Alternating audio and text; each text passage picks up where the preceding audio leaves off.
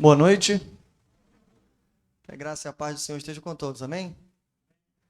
Muito bom rever os irmãos, alguns mais uma vez esse dia, outros pela primeira vez. Também aproveito a oportunidade para cumprimentar alguns visitantes que vejo aqui, né? Família de Débora, povo abençoado ali atrás, alguns irmãos da primeira de Nilópolis, né? Danilo, companhia, estou vendo aqui, sejam muito bem-vindos, tá?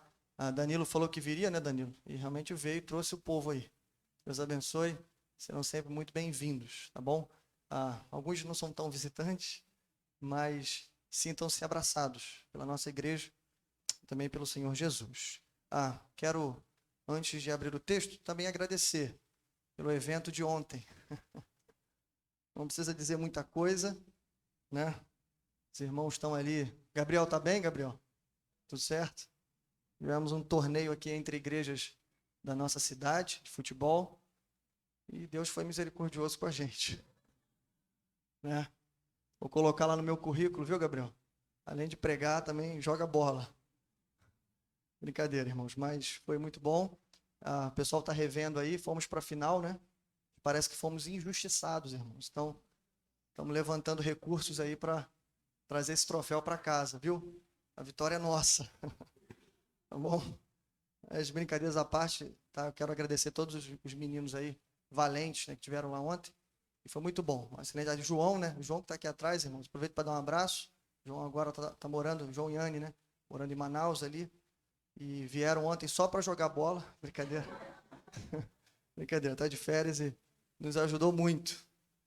Mas graças a Deus. Bom, não vou falar muito, tá lá no grupo da igreja. Veja o gol do pastor. O vídeo foi editado. Mas está lá, brincadeira. Bom, vamos ao texto bíblico, irmãos, sem mais, né, delongas e futebol, vamos ao texto. Vamos abrir o texto que está em Evangelho de João, capítulo 6. Hoje vamos ler dos versos 22 ao 35. Evangelho de João, capítulo 6, versos 22 ao 35.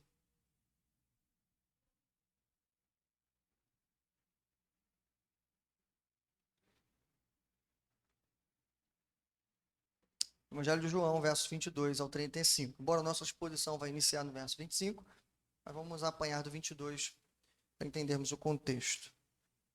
O tema que vamos pensar essa noite se chama O Primeiro Testemunho Pessoal. Eu sou o pão da vida. É isso que vamos refletir agora. O texto diz assim: no dia seguinte, a multidão que tinha ficado no outro lado do mar percebeu que apenas um barco estivera ali, e que Jesus não havia entrado nele com os seus discípulos, mas que eles tinham partido sozinhos. Então alguns barcos de Tiberíades aproximaram-se do lugar onde o povo tinha comido o pão após o Senhor ter dado graças.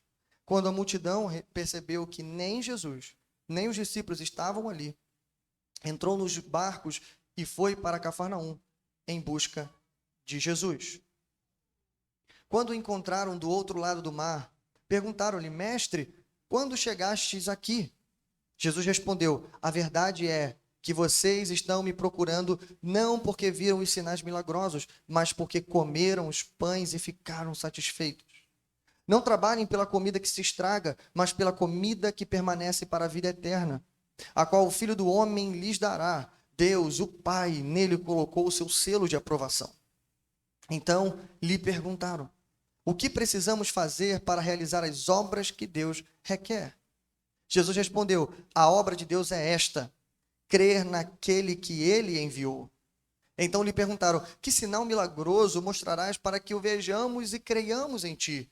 Que farás? Os nossos antepassados comeram maná no deserto, como está escrito: Ele lhes deu a comer pão dos céus. Declarou-lhe Jesus: Digo-lhes a verdade, não foi Moisés quem deu o pão do céu, mas é meu Pai quem lhes dá o verdadeiro pão do céu.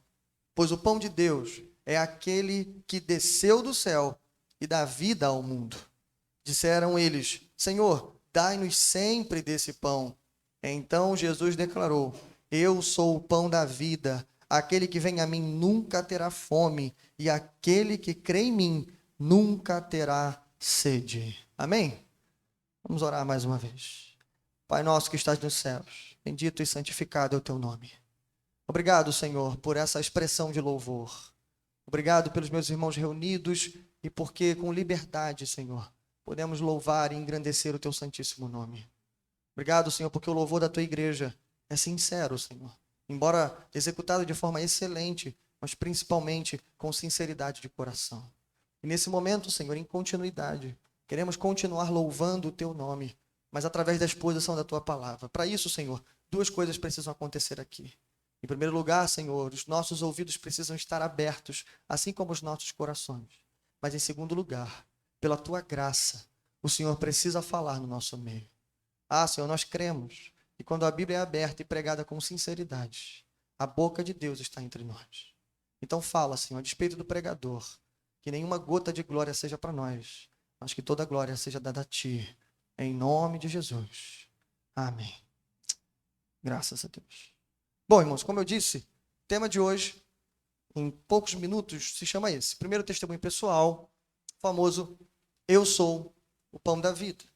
Para relembrar, nós estamos numa série de mensagens do Evangelho de João, que tem como título central o caminho vivo e verdadeiro. A gente tem defendido que o evangelista João, muito mais teológico do que cronológico, intencionalmente reuniu fatos acerca da vida de Jesus, que todos eles reunidos apontassem para uma única e segura direção. Para onde? Para o próprio Senhor Jesus. Para quem ele era, para tudo o que ele fez, e principalmente o que ele fez por nós, na sua morte e na sua ressurreição. Então, apresentando esse evangelho como uma forma de testemunhos, e a gente tem visto diversos testemunhos.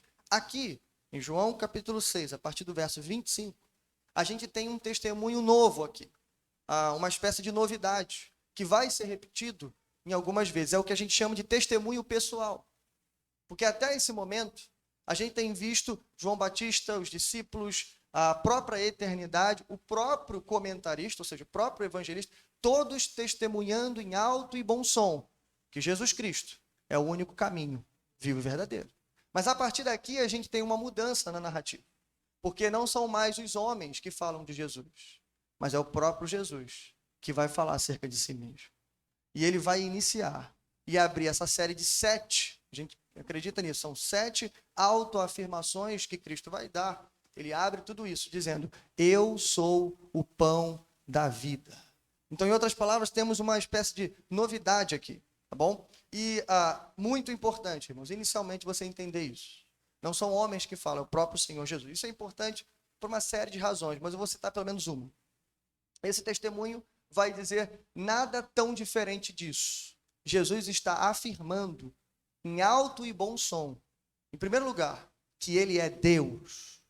E como cremos o Deus encarnado. Isso é importante, irmãos, porque principalmente algumas religiões e algumas pessoas, ao longo dos anos, têm repetido uma informação que não é verdadeira. O seguinte, eles têm dito que Jesus, em seu ministério, jamais afirmou que ele era de fato Deus. E eles vão dizer que isso não passa de uma invenção da igreja, tanto inicialmente como até os dias atuais. Quando a gente olha para o texto e a gente vê o próprio Senhor Jesus dizendo, como a gente vai ver hoje, claramente que ele é Deus, irmãos, essa tese obviamente cai por terra. E para isso eu quero também citar o grande escritor do século XX, C.S. Lewis, quando escreveu o texto Cristianismo Puro e Simples. Em um desses capítulos ele vai citar o famoso, você provavelmente já ouviu isso, mas ele cabe muito bem aqui, o famoso trilema de Lewis. O trilema dele nada mais é do que 3 opções que somos levados a decidir acerca de Jesus Cristo. E ele compõe esse trilema justamente, irmãos, para combater o que na sua época já tinha alguns liberais dizendo algo parecido com isso. Que Jesus não passava de um mestre da moral. E eles diziam em seu coração, olha, a gente não pode aceitar que Jesus é Deus. Mas sim, ele é muito influente, ele é muito sábio, ele é um mestre e com certeza é um mestre da moral. Mas que é Deus? Não, isso não. Aí Luiz vai dizer assim, peraí, gente, vocês estão esquecendo de um fato importante, de que o próprio Jesus afirmou em alto e bom som que ele era Deus. Então, como é que você vai acreditar num mestre da moral que afirma ser Deus. E aí ele vai dizer, então você tem 3 opções. Ou ele é um grande mentiroso, porque ele afirma ser aquele, ou alguém que ele sabe que ele não é. Segundo lugar, ou ele é um lunático, porque ele sabe que não é, mas afirma ser.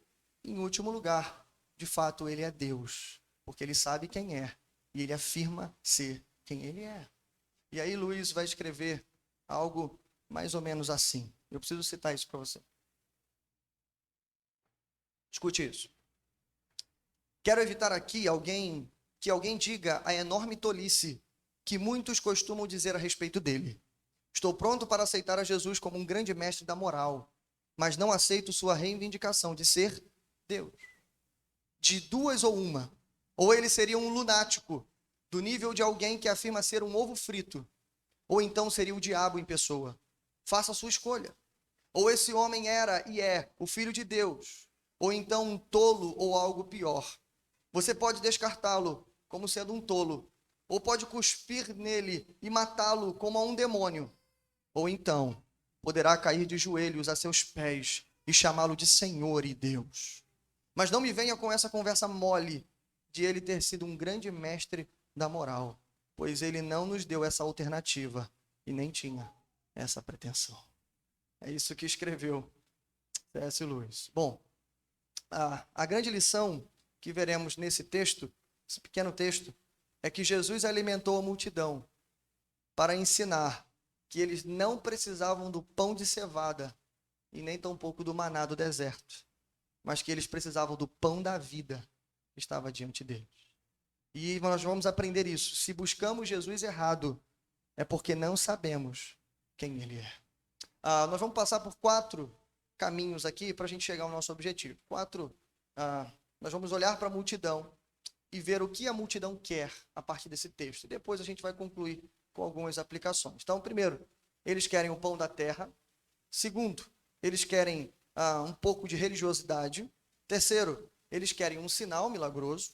E quarto, eles querem o pão do céu. Em primeiro lugar, eles querem, o que a multidão quer? Eles querem o pão da terra. Me acompanhe em verso de número 25. Diz assim: quando o encontraram do outro lado do mar, perguntaram-lhe, mestre, quando chegaste aqui? 26. Jesus respondeu, a verdade é que vocês estão me procurando, não porque viram os sinais milagrosos, mas porque comeram os pães e ficaram satisfeitos. Bom, dos versos 22 ao 25, a gente vê uma intensa busca ao Senhor Jesus. O povo vai para a beira do mar, procura Jesus nos barcos, um barco já saiu, o outro ficou, Jesus não estava nem lá nem cá, eles voltam para o lugar onde tinha sido multiplicado os pães, Jesus também não está lá, alguém diz, não, Jesus está do outro lado do mar. Nós sabemos e conhecemos pela história que Jesus atravessou o mar. Jesus encontrou os discípulos no meio do mar, como vimos semana passada, caminhando sobre a tempestade. Eles não sabiam disso, mas alguém fala, estão do outro lado. A multidão segue Jesus até do outro lado, e lá, então, a multidão assalta Jesus no meio do caminho e começam com essa pergunta, né? Mestre, quando chegaste aqui? Bom, a primeira coisa que eu quero chamar a sua atenção é justamente isso.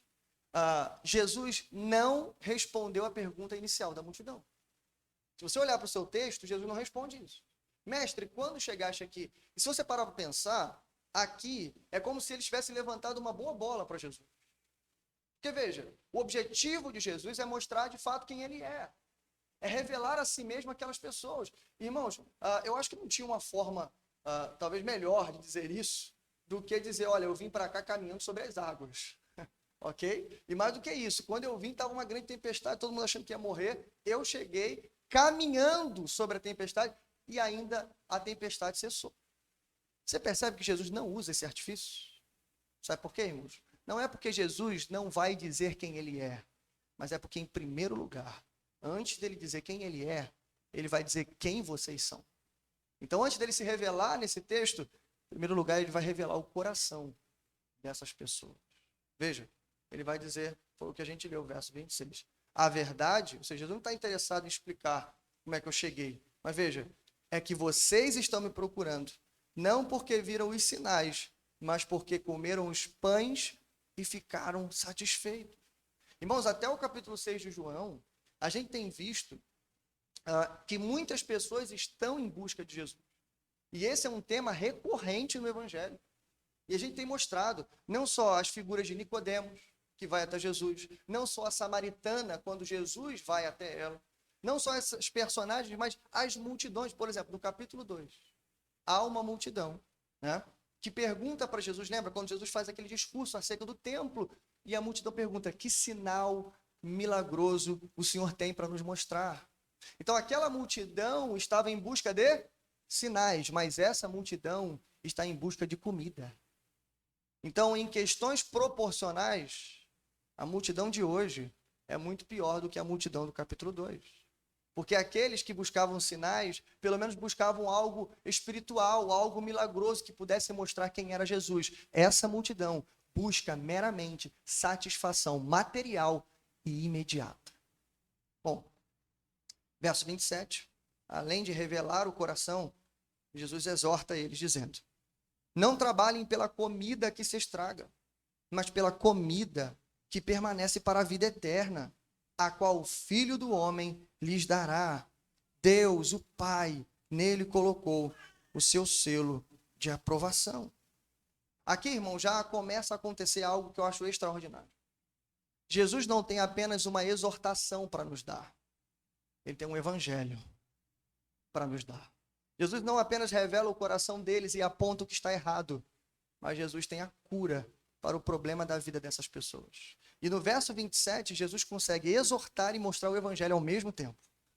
Alguns vão dizer que Jesus passa da exortação para o evangelho. Por quê? Porque primeiro ele diz, olha, não trabalhem pela comida que se estraga, mas para aquela que permanece para a vida eterna. E aí ele completa dizendo, calma, o Filho do Homem lhes dará, porque o Pai colocou o selo de aprovação. Jesus está fazendo 3 contrastes aqui inicialmente. Primeiro, entre a comida que se estraga e a comida que permanece. Aqui, irmãos, há uma metáfora poderosa para a gente já entender inicialmente. Como eu disse, a satisfação material e terrena para aquela satisfação que permanece na vida inteira, ou seja, aquilo que realmente pode satisfazer a nossa alma. Em outras palavras, a comida que perece e a comida que permanece. Segundo, há um contraste entre vida terrena e vida eterna. Embora a palavra vida terrena não apareça no texto, está implícita aqui. Tá? A satisfação que eles buscavam nada mais é do que encher a barriga de comida. Eles viram que Jesus tinha capacidade de alimentar uma multidão de quase 20.000 pessoas. Então eles queriam perseguir Jesus, não só por causa do ensinamento dele, mas porque, olha, vamos apoiar o movimento de Jesus, porque pelo menos comida não vai faltar. Era algo parecido com isso, irmãos. A intenção deles, infelizmente, era terrena. Terceiro lugar, Jesus faz um contraste entre trabalho e presente. Jesus inicia a exortação dizendo, não trabalhem pela comida que perece, mas calma, o Filho do Homem vos dará. E aqui, irmãos, lembra? Jesus muda de exortação para evangelho.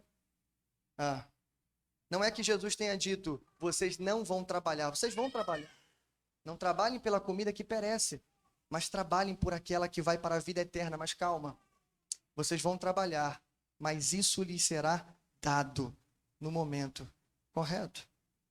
O teólogo alemão Werner de Boer escreveu algo muito bonito sobre isso, dizendo, Jesus transforma sua exortação em evangelho, ao afirmar que o Filho vos dará. Afinal, por si mesmas, as pessoas não são capazes de produzir essa comida. Precisam recebê-la daquele que, como Filho do Homem, dispõe dessa dádiva inefável. Jesus não permite que façam dele um rei que distribua pão terreno. Contudo, ele é o Filho do Homem que concede vida eterna. Bom, irmãos, inicialmente, o que a gente pode dizer aqui é que aquela multidão buscava encontrar algo que se estragaria em breve, que seria muito bom para aquele momento, mas o que Jesus quer dar para eles é algo que vai permanecer durante toda a vida. Mas talvez a ironia desse texto seja que aquilo que eles realmente precisam, eles não vão poder ter sozinhos. Em primeiro lugar, é isso que você precisa ter em mente. aquilo que realmente nós precisamos, nós nunca poderíamos alcançar. Não pelo trabalho, não pelo esforço, não pela força do braço. Como foi lido no início do culto, graças à tua luz, vemos a luz. É isso que Jesus está dizendo. Aquilo que vocês mais precisam, calma, eu vos darei. O Filho do Homem vos dará. Bom, será que a multidão entendeu? Vejamos. Segundo lugar. O que eles querem? Agora eles querem um pouquinho de religião. Verso 28. Então lhe perguntaram, o que precisamos fazer para realizar as obras que Deus requer? Jesus respondeu, a obra de Deus é esta, crer naquele que ele enviou. Jesus acaba de falar, olha, há uma comida imperecível, mas há uma promessa de vida eterna. Eles ficam interessados nisso. Talvez eles entendam pelo menos uma parte. Espera aí, pessoal, a gente está buscando alguma coisa errada. Existe algo melhor do que isso. Ok? Queremos esse algo melhor. Mas, Senhor, o que a gente precisa fazer em troca para receber essa coisa tão boa? É assim que eles pensam. Isso, irmãos, nada mais é do que um pensamento religioso. E sempre quando eu falo aqui, digamos, do ponto negativo a respeito da religião, é sempre bom explicar isso. Religião não há problema algum nisso, até porque Tiago vai escrever sobre a religião pura e verdadeira. Em outras palavras, todos nós somos seres e pessoas religiosas. Não há problema nisso, o problema está na religiosidade. Em outras palavras, fazer dos nossos rituais, das nossas regras, das nossas leis, dos nossos princípios, o fim e não o meio. O fim de todas essas coisas é a glória de Deus. Mas, infelizmente, usamos essas coisas para, como que, por algum momento, ter alguma garantia de salvação. É mais ou menos isso que eles querem. Eles precisam garantir que isso que Jesus acaba de anunciar, eles poderão obter. E aí, irmãos, como é que a gente garante isso? Senhor, nos dá a regra, nos dá a fórmula, nos dá a receita do bolo, para que a gente possa fazer e então conseguir aquilo que o Senhor está nos oferecendo. Irmãos, bom, Jesus já disse isso. Jesus já disse, não trabalhem, o Filho do Homem vos dará. Ele já disse. Mas agora Jesus vai num nível mais profundo e diz, olha, a obra de Deus é esta, crer naquele que enviou. Veja, irmãos, isso é evangelho.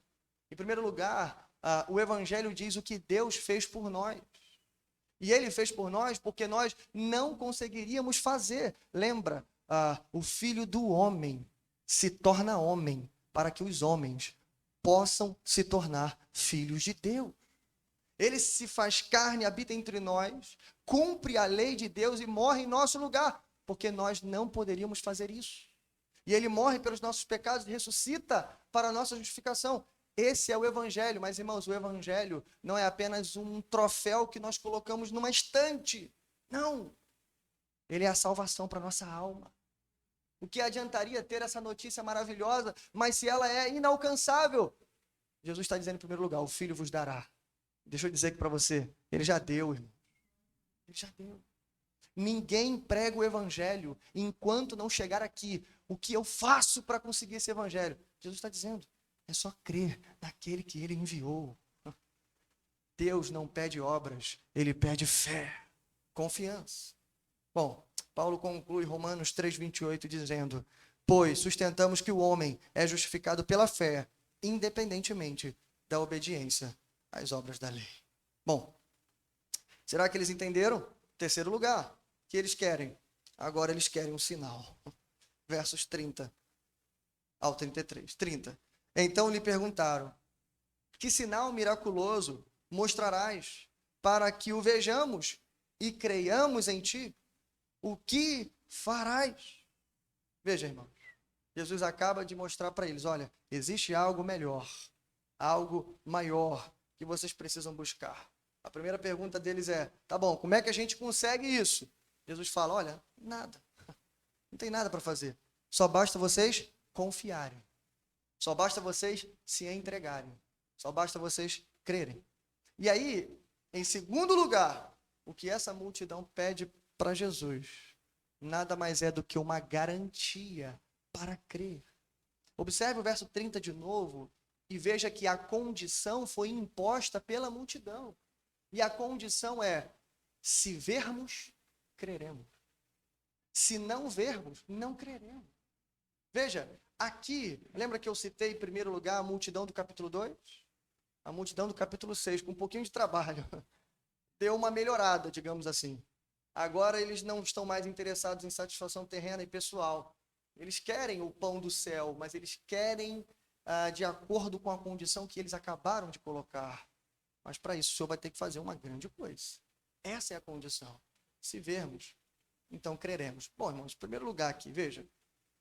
A confiança não exige garantias. Já parou para pensar nisso?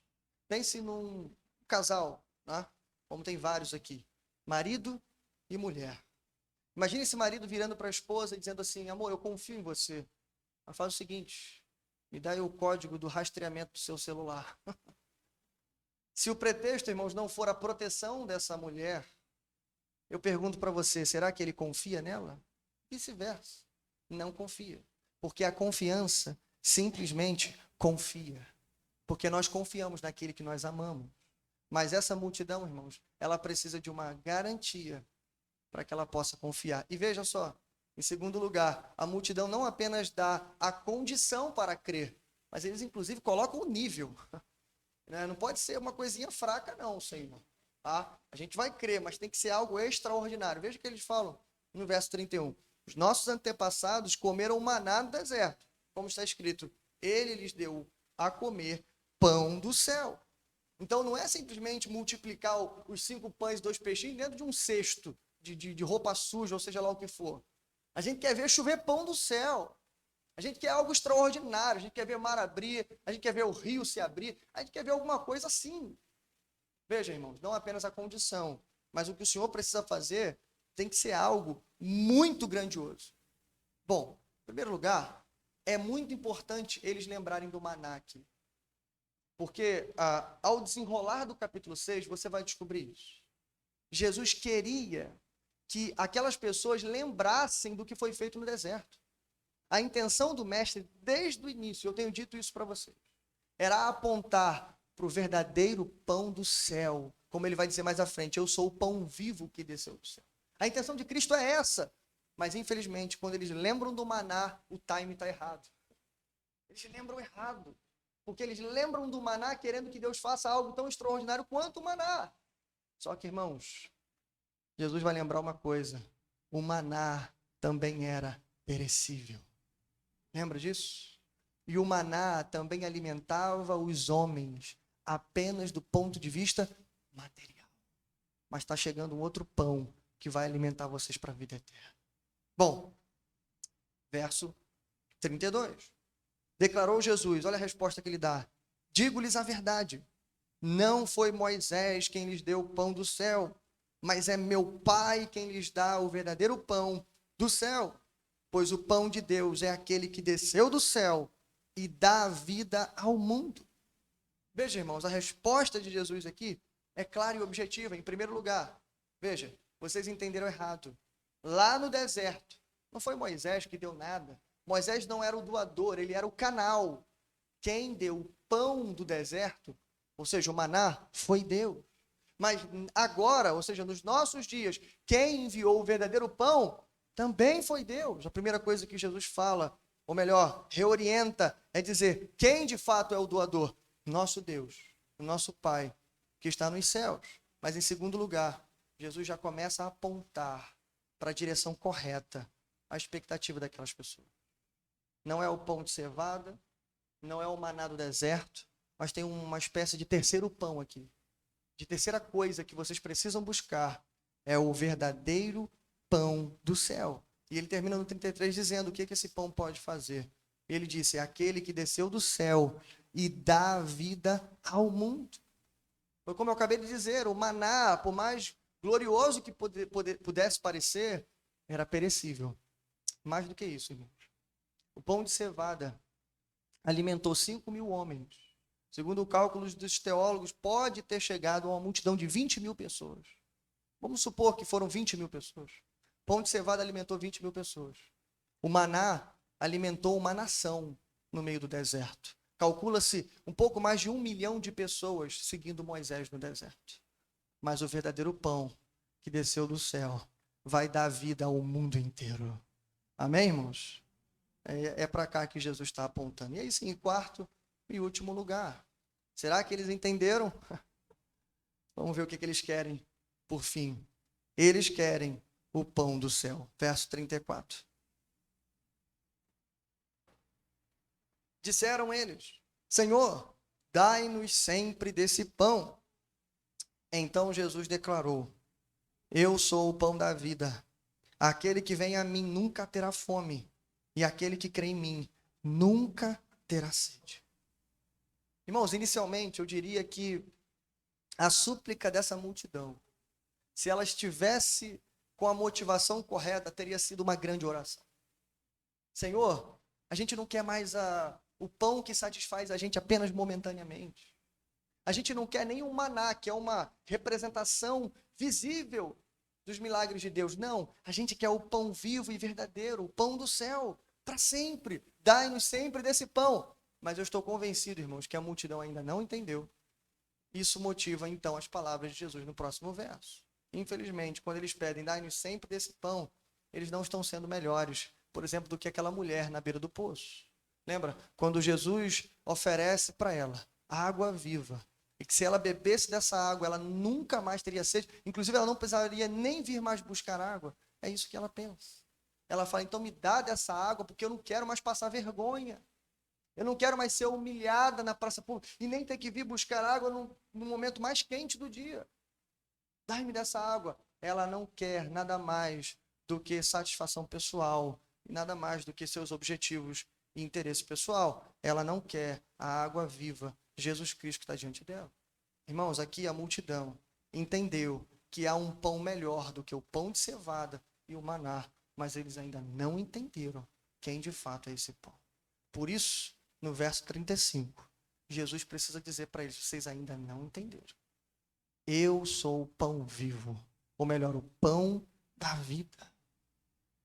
Aqui, irmãos, 3 coisas que Jesus explica ou desconstrói na mente dessas pessoas. Primeiro, o pão não é uma coisa, é uma pessoa. Até agora, nós estamos falando de coisas. Coisas materiais, que podem nos satisfazer apenas por um momento, ou que nos satisfaz apenas materialmente, ou estamos falando do maná, que é uma representação viva da religião dessas pessoas. Estamos falando de coisas, de totens, de coisas supersticiosas, de amuletos. Estamos falando de coisas.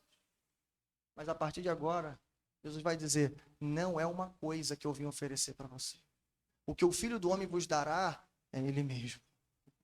E que bom, irmãos, que não é uma coisa. Sabe por quê? Porque coisas são facilmente manipuladas. Agora uma pessoa, ainda mais Jesus Cristo, vivo, Deus feito homem, não dá para manipular, irmão. É Ele mesmo que se oferece. Segundo lugar, o pão do céu é o pão da vida. Ele está dizendo, esse pão é melhor do que todas as outras coisas, porque ele pode dar vida, e ele já disse, vida eterna. Veja, irmãos, vida superlativa, como a gente tem dito, a vida eterna, ela se concretiza na vida terrena, mas ela vai até a eternidade. Terceiro lugar, quem vem e crê jamais terá fome. Olha que interessante aqui, a gente está usando uma metáfora, Jesus está usando a metáfora do pão. Não seria justo Jesus dizer assim, quem quer o pão do céu tem que vir e comer. Certo? Sim ou não? Ele está falando de pão, então para você obter o pão, você tem que fazer o quê? Você tem que comer. Ou talvez comprar. Não tem essas palavras no texto. A metáfora de Jesus se concluiu quando ele disse, eu sou o pão da vida. E agora, como é que a gente obtém esse pão? É simples. Aquele que vem a mim, jamais terá fome. E aquele que crê em mim, jamais terá sede. Pela terceira vez, Jesus está confirmando o convite do Evangelho. Ele está dizendo, não precisa comprar, não precisa negociar, não precisa trabalhar por ele. Isso será dado a vocês a partir do momento que vocês vierem e crerem. Bom, irmãos, esse é o nosso texto. Como eu disse inicialmente, Se buscamos Jesus errado, é porque não sabemos quem ele é. Claramente, essa multidão. Passamos por 4 estágios, vendo o que a multidão desejava. E você viu que, embora Jesus reorientasse a expectativa dessa multidão, eles foram como que subindo em degraus. Partiram do interesse terreno, vazio, imediato, para um interesse um pouco mais religioso e espiritual, mas isso ainda estava longe daquilo que realmente eles deveriam buscar e desejar. Infelizmente, termina o nosso texto, embora o capítulo 6 ainda não terminou, mas o nosso texto não termina tão bem assim. Termina Jesus dizendo claramente para eles, olha, vocês ainda não conseguiram entender. Vocês ainda querem e pedem o pão do céu porque vocês acham que ele é uma coisa que vocês possam segurar e controlar, mas não é, sou eu. Eu sou o pão da vida. Em outras palavras, irmãos, o nosso texto já termina não tão bem, meio que dizendo, olha, vocês não entenderam. Mas se você ler o capítulo 6, o capítulo não vai terminar bem. O capítulo termina com uma grande decisão. E a decisão, irmãos, infelizmente, é a metade, ou melhor, mais da metade da multidão indo embora, porque não podiam suportar as palavras que Jesus dizia. Como, por exemplo, essa. O que vocês mais precisam estão diante de vocês. Esse é o Evangelho. Bom, se buscamos Jesus errado, é porque não sabemos quem ele é. Nesse texto, irmãos, nós temos uma clara revelação, não só do coração da multidão, mas de quem de fato Jesus é. E para encerrar, eu quero dizer para você 3 coisas, rapidinho, que Jesus disse aqui de fato que ele é. Em primeiro lugar, Jesus afirmou, não sei se você percebeu, em alto e bom som, que ele é Deus. Lembra que eu falei para você? A gente não está só diante de um testemunho do mestre, mas é ele dizendo, eu sou Deus. Como é que ele afirmou isso, pastor? Foi quando ele acabou de dizer, verso 35. Eu sou o pão da vida. Em primeiro lugar, irmãos, por causa da vida. Eu já expliquei isso, mas repito mais uma vez e quantas forem necessárias. Segundo a tradição judaica, segundo o Antigo Testamento, e eu mostrei, eu li isso em pregações anteriores. Segundo a crença judaica, até os dias de hoje, somente quem tem o poder sobre a vida e a morte, sobre a ressurreição dos mortos, é Deus. Então, quando ele diz, eu sou o pão que dá vida, e ele já disse, eu dou vida ao mundo. Então, irmãos, ele só pode ser Deus, mas não só por causa disso. Simplesmente pelo fato dele dizer, eu sou. O Evangelho de João vai fazer questão de repetir essas afirmações de Cristo. Para você, isso pode parecer vazio. Com a mente, moderna, 2000 anos depois, criado num país cristão, talvez para você isso não soe como um escândalo, mas, irmãos, isso aqui no ouvido de um judeu que aprendeu desde criancinha que Adonai é o grande eu sou. Quando Jesus se autoproclama, eu sou o pão da vida, isso é um escândalo. Que você acha que a multidão vai acabar indo embora, porque Jesus vai reforçar mais à frente, olha, eu não sou só o pão da vida, eu sou o pão vivo que desceu do céu. E a coisa só vai piorar nesse ponto de vista, porque Jesus vai afirmar coisas ainda muito maiores. Eu sou a ressurreição e a vida. E aquele que crê em mim, ainda que esteja morto, viverá. Que testemunho mais claro nós precisamos. Ele é o grande eu sou. Só para te lembrar, o nome de Deus em Êxodo 3,14, quando Moisés pede, Senhor, diga para mim qual é o teu nome, para que quando eu falar para o povo, eu diga quem foi que me enviou. No versículo 14 do capítulo 3, Deus diz, eu sou o que sou. Dali os judeus tiraram uma espécie de palavra com 4 consoantes que a gente chama de tetragrama, que significa isso, eu sou o que sou. A partir desse momento, para não pronunciar o nome de Deus em vão, o judeu parou de usar o verbo hayer, que significa ser. Parou.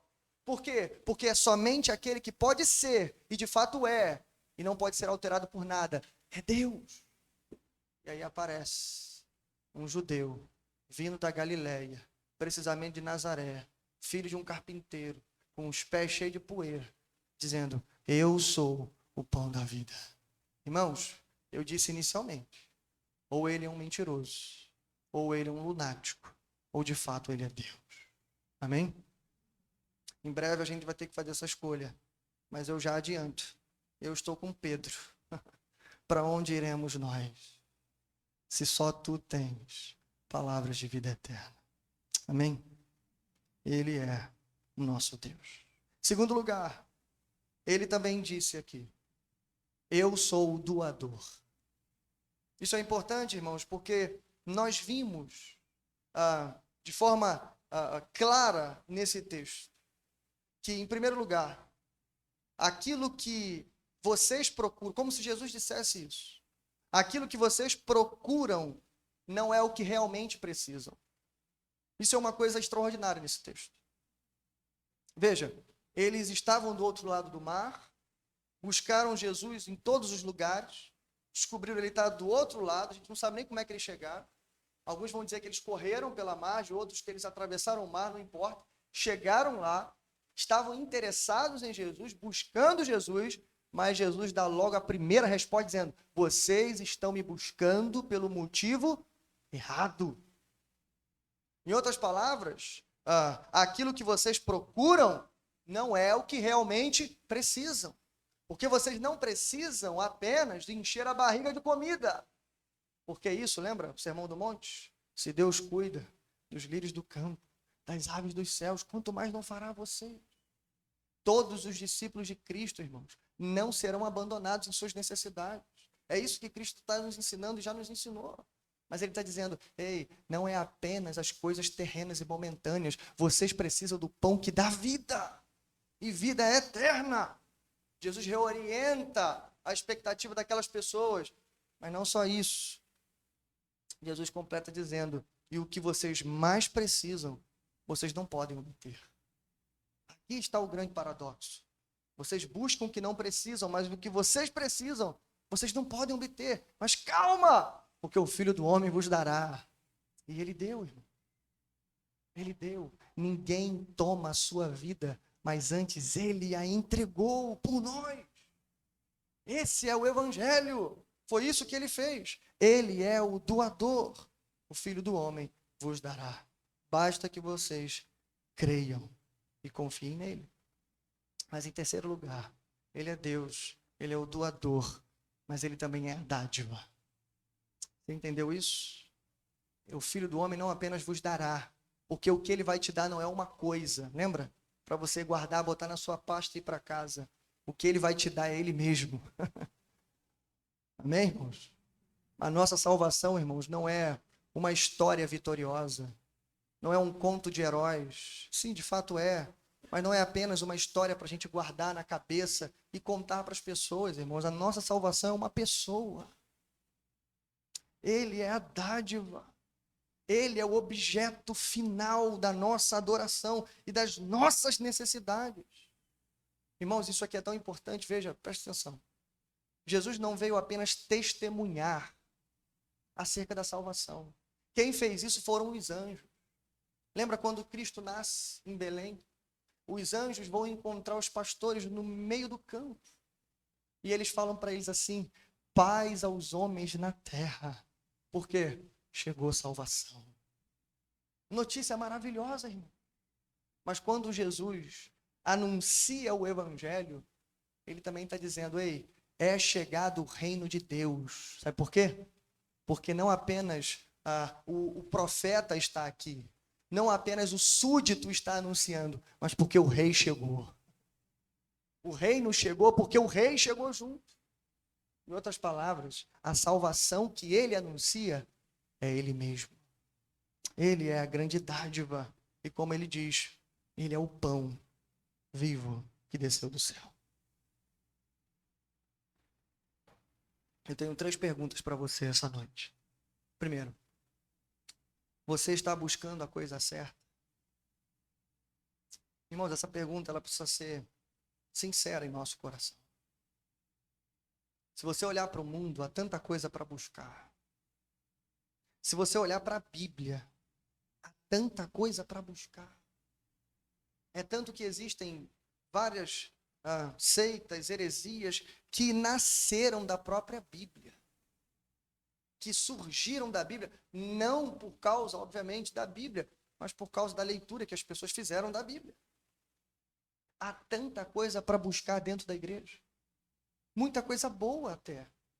Como eu já disse aqui, por exemplo, irmãos, o momento de louvor é algo extraordinário.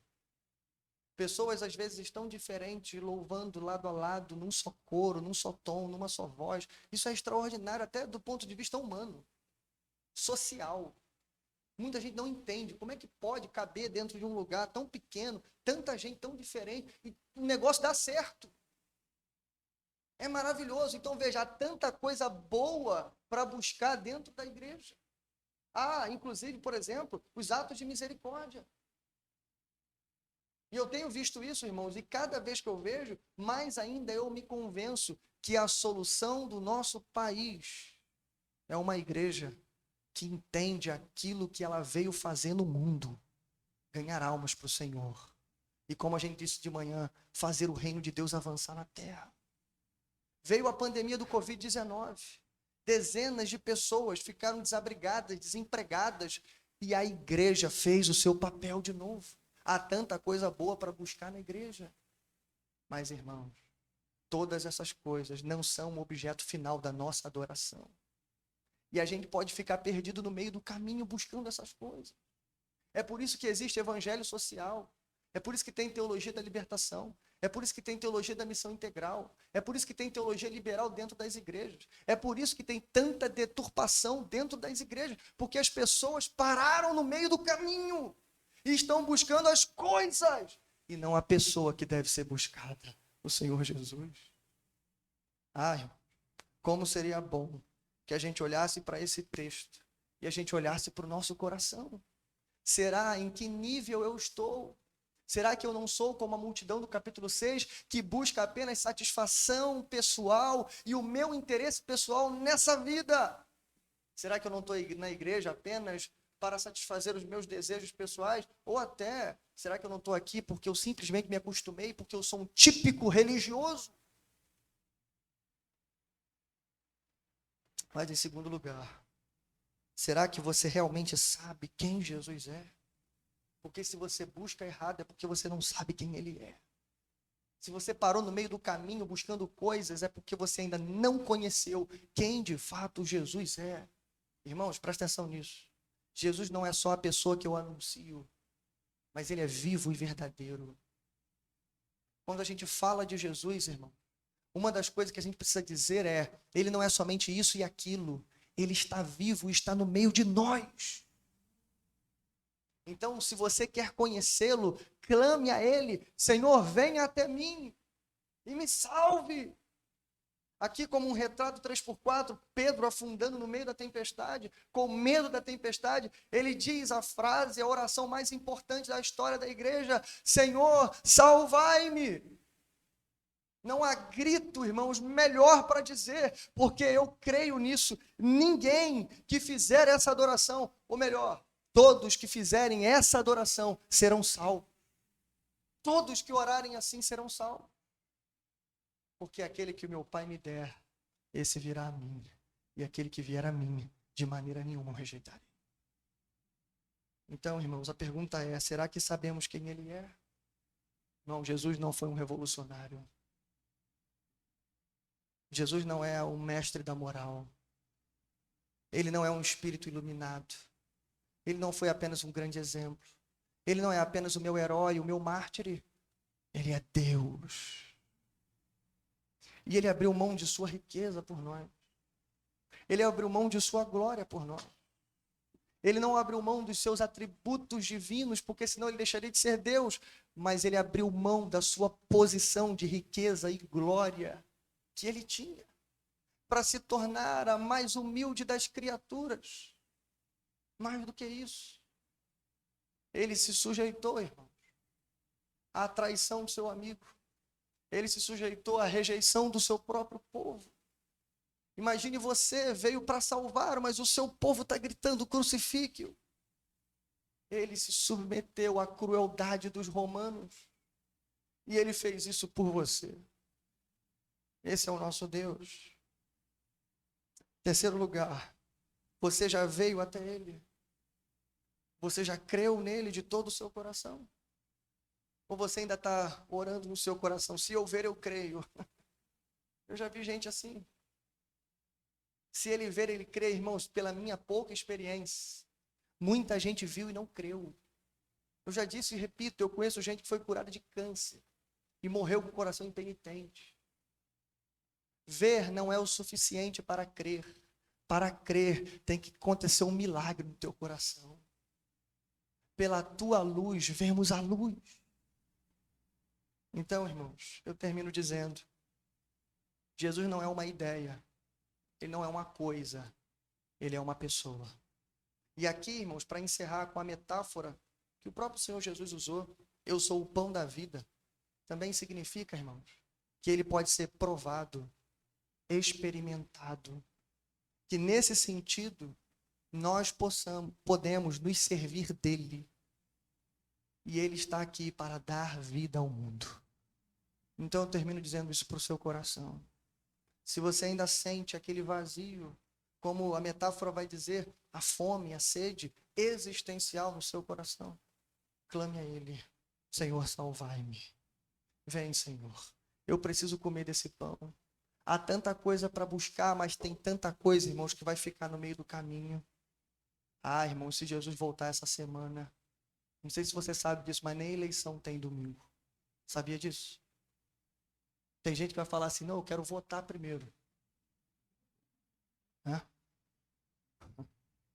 Se os pré-tribulacionistas estiverem certos, você vai ficar no meio do caminho. Mas, irmãos, a verdade é, Jesus está vindo. Então, antes dele vir, como um poderoso juiz, vá até ele, enquanto ele é o teu pastor. Amém? Vamos a Deus em oração.